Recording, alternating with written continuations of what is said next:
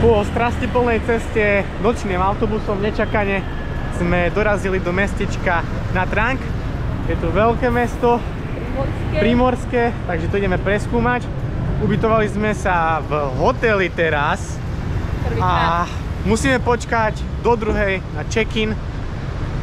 Takéto sú hotely, no, na takýchto ubytkách, čo sme teraz boli. Tu neboli na výber. Hej, sa nám to nestáva.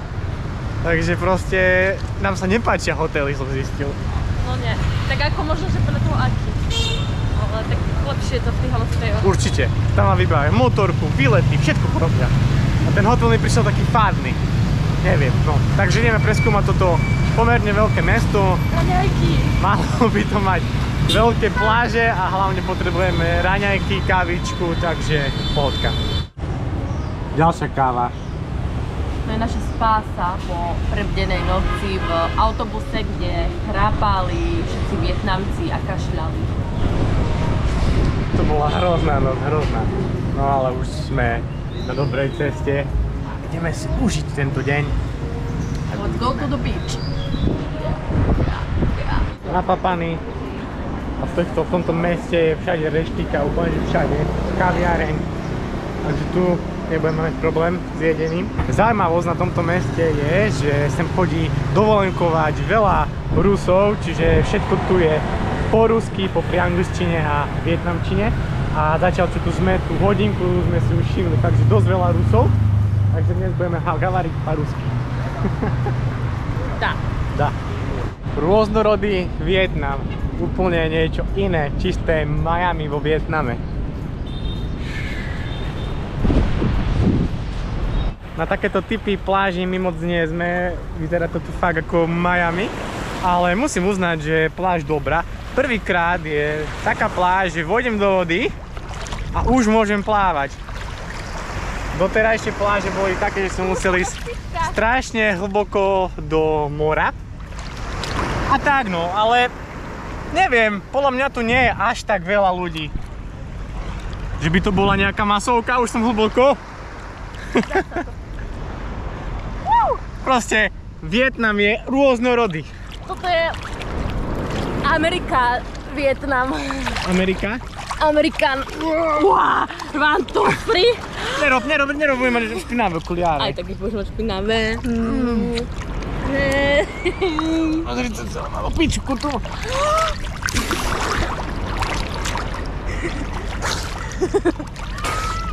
Irenko, čo si to udelala? Ireno. Ty hňupe, ideš do šiky. A ako si tak ležíme na pláži, tak by sme si mohli povedať pár zaujímavostí o Vietname. Táto krajina si prešla mnohými vojnami, stále ich chcel niekto ovládnuť a bolo to hlavne kvôli takej tej strategickej polohe. Krajina vôbec nie je bohatá na nerastné suroviny, ale práve kvôli jej polohe sa stále nachádzala medzi záujmami veľmoci. Spočiatku tu vládli Číňania, potom prišli Francúzi, mali tu kolónie, potom sa začala občianska vojna severu proti juhu, alebo ináč povedané vojna komunizmu a kapitalizmu. A na základe toho tu vlastne prišli aj pomáhať Američania, ktorí nedosiahli nič, iba tu stratili tisíce vojakov a nakoniec odišli a zvíťazil komunizmus. Ale smiešne na tom je, že aj keď zvíťazila komunistická strana, tak celé to tu je také kapitalistické, čiže vládne tu podnikanie, turizmus, aj keď vlastne sa tu udržala tá komunistická strana. Čiže toto je na Vietname také zaujímavé a vôbec mi to nepríde nejako také, že niekde proste ako v Severnej Kórei, čiže asi tak.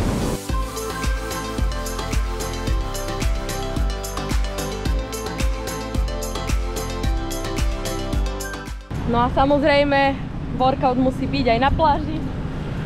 Takýto leg press. A ďalšie klasické stroje. Ako napríklad toto. Wow.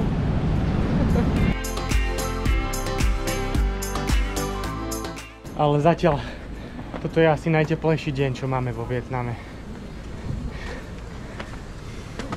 A ja si dovolím tvrdiť, že už sme prešli všetko možné. Od hôr, cez moria, údhov, rôzne chrámy, plantáže. Takže je Krajina mnohých tvári. Krajina mnohých tvári. Inak mal by to byť najväčší Budha vo Vietname. Keď neklamujú internety. Samozrejme, to by sme neboli my, keby sme neobjavovali aj pamiatky po okolí a prišli sme k Long Som pagode, kde je pekný Budha, mal by tu byť dobrý výhľad, takže to tu preskúmame, je to zadarmo, platí sa ako parkovné 10 000 eur a ideme na to. A je hit. Hit. Aj na tej pláži je teplo, voda je ako šťanka.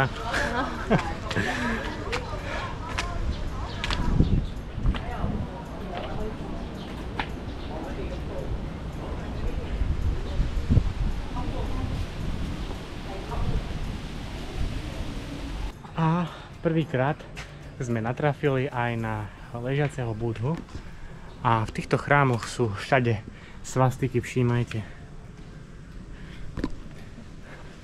O, celkom veľký. Dobre sa spí.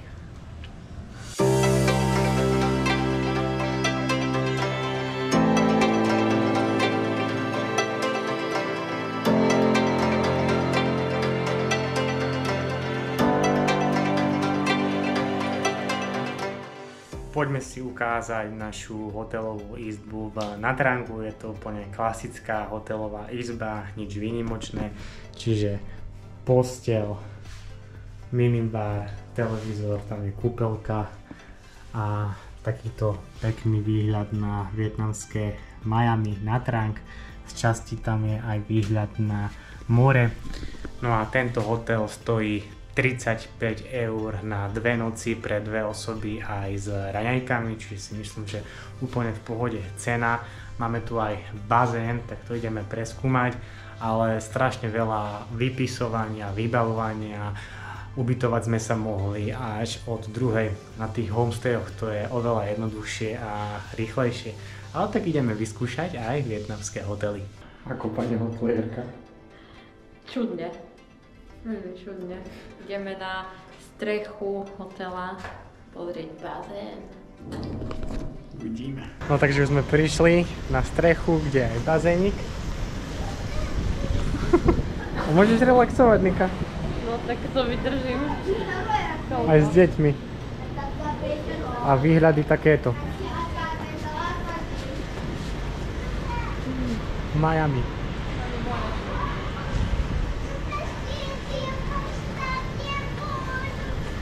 Morko.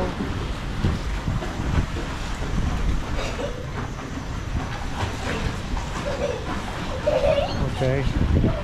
A bazénik. Nič veľké, ale v pohode. A všade sami Rusi. Za 35 eur si tu žijeme ako králi. No, 8 eur myslím, že na noc to je so raňajkami na osobu.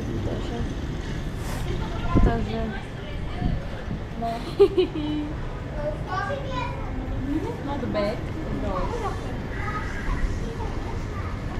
V motorkárskom Nha gangu. Trang je neskutočne turistický a pozrite, čo to tu je večer.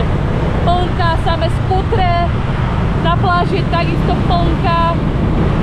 Ideme na kopec, kde by sme mali mať výhľad na mesto, tak dúfame, že nejdu všetci tam.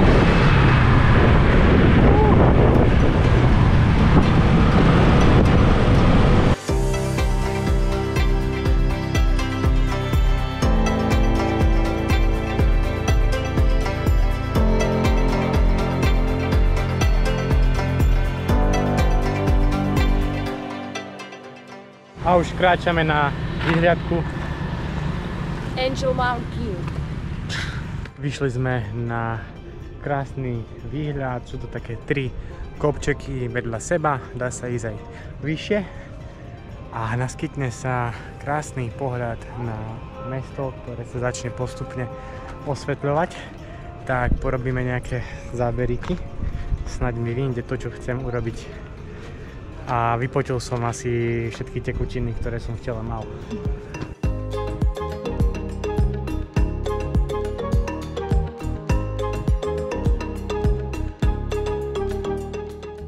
Dobré ránko, máme 4:48 a ideme na východ slnka. Je to už taká tradícia, aspoň raz na takýchto dovolenkách si pristaneme a ideme pozrieť východ. Väčšinou sa to nepodarí, ale dnes vyzerá, že to môže byť celkom pekné, aj keď sú v pozadí oblaky, ale tie farby vyzerajú dobre. Tak sa tešíme, možno to vyjde.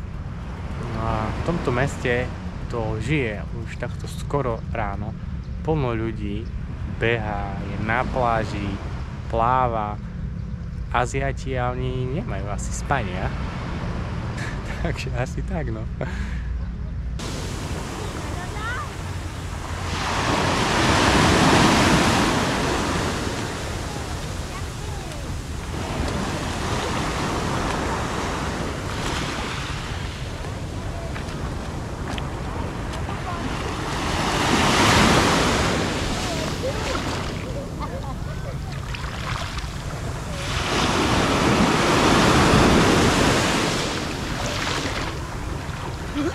Radné plávaničko.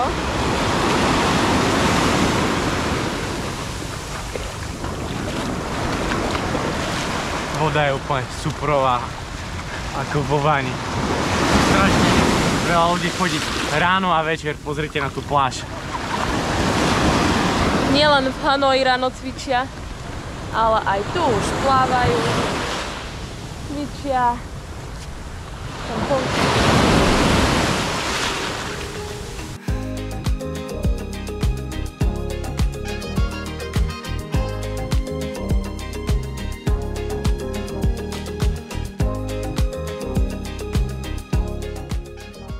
Nachádzame sa na lodi a smerujeme na ostrov Orchidei. Vôbec nevieme, čo od toho čakať. Ideme len tak naslepo, na výber bol Monkey Island a Orchid Island, ktoré sú tu poblízku, takže uvidíme, obzrieme si to tam, ukážeme si to. Už sme na ostrove, ideme to preskúmať.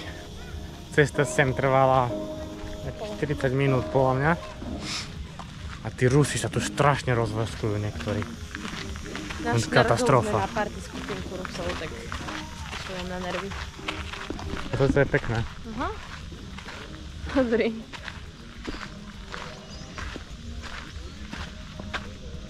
Chod nám zahrať na gitaru.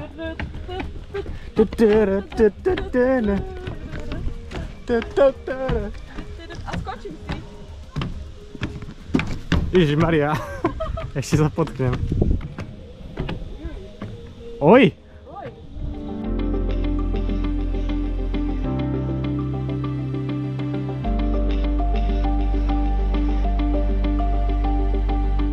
Ja som si myslel, že to je nejaký umelý vták. To čo je za vtáka? To nie je bocian. Ale riadne veľký. Kúkaj. Jaký má písk.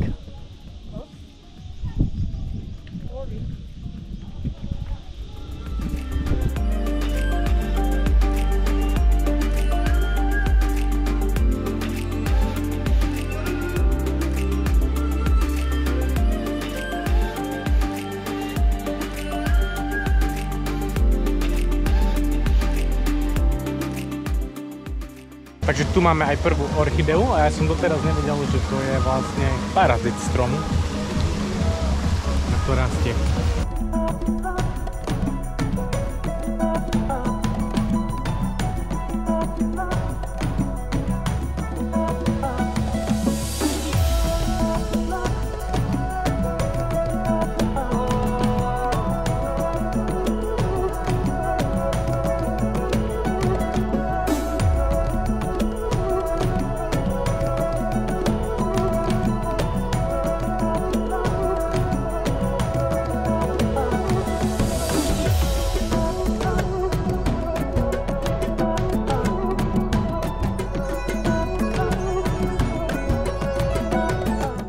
Cítim sa ako v botanickej záhrade, teraz sme v motýlom parku. Butterfly. Pozri, aký svet. Pekný. Ešte začne svítniť zase.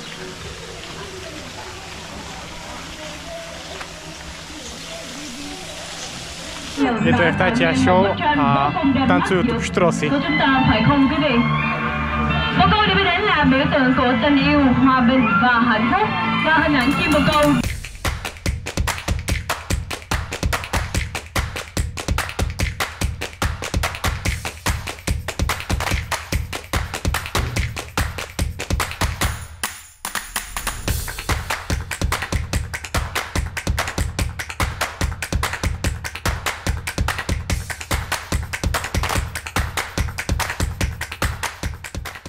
Prišli sme k ďalšiemu chrámu, nazýva sa Ponagar, je to taká zrúcanina, je to celkom dosť ľudí, takže toto obhliadneme a pôjdeme ďalej. Vyzerá to celkom dobre, pozerajte.